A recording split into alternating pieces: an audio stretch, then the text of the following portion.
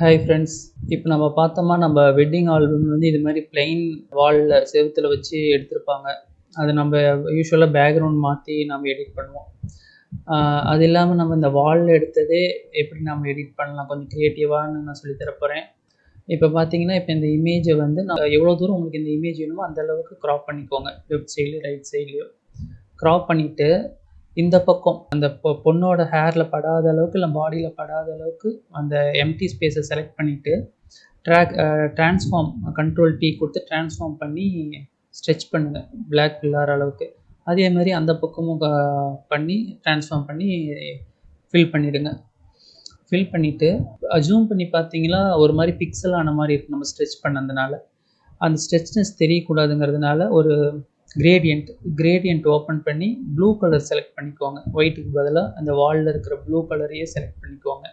Select பண்ணிவிட்டு அதை நம்ம லீனியர்லேருந்து ரேடியலுக்கு மாற்றிட்டு இன்வெர்ட் பண்ணிங்களா அந்த அவங்கள சுற்றி வரும். அது நம்ம அந்த ரேடியல்ஸோட சைஸ் இன்க்ரீஸ் பண்ணாமல் கொஞ்சம் கப்பிள்ஸ் மேலே படாத மாதிரி இருக்கும்.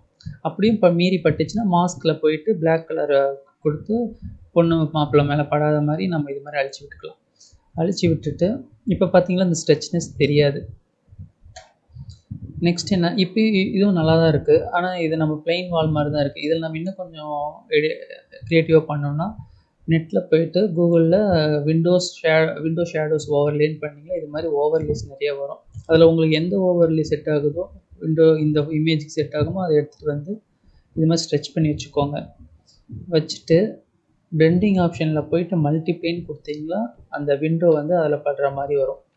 ஒரு colour solid colour black colour போட்டு அந்த லைட் வர இடத்துல மட்டும் பண்ணிவிட்டு மீதி இந்த பக்கம் லைட் இல்லாத பக்கம் பிளாக்காகவே விட்டுருங்க.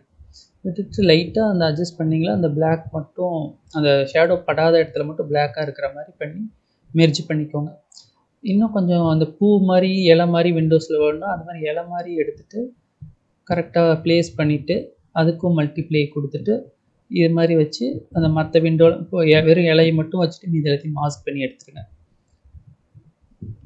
மாஸ்க் பண்ணி எடுத்திங்களா இது கொஞ்சம் இன்னும் கொஞ்சம் நல்லாயிருக்கும். அடுத்தது கேமரா. நான் வந்து ஃபோட்டோஷாப் 2019 யூஸ் பண்ணுறேன். அதனால் பேக்ரவுண்ட் தனியாக எடிட் பண்ணிக்கலாம், சப்ஜெக்ட் தனியாக எடிட் பண்ணிக்கலாம். பேக்ரவுண்ட் மட்டும் செலக்ட் பண்ணிவிட்டு கொஞ்சம் டார்க் பண்ணி இமேஜை அட்ஜஸ்ட் பண்ணிக்கிறேன். அடுத்தது சப்ஜெக்ட் மட்டும் இது பண்ணி அட்ஜஸ்ட் பண்ணிக்கிறேன் கலர் கரெக்ஷனை. இது மாதிரி கொஞ்சம் க்ரியேட்டிவாக வரும். இப்போ நம்ம வந்து பேக்ரவுண்டை மாற்றுறதால பார்க்கவும் நல்லாயிருக்கும். இப்போ அடுத்து இது நம்ம பேஜில் எப்பயும் போல் 36:12 போட்டு நம்ம இது மாதிரி பண்ணிக்கலாம்.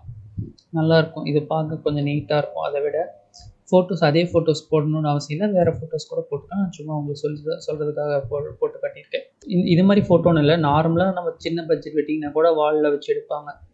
அது மாதிரி வெட்டிங் கூட இதை நம்ம யூஸ் பண்ணிக்கலாம். இப்போ ஃபோட்டோஷாப் கிளாஸஸ் எடுக்கிறோம், album designing classes, retouch, background change பண்ணுறது எல்லாமே சொல்லித்தரோம்.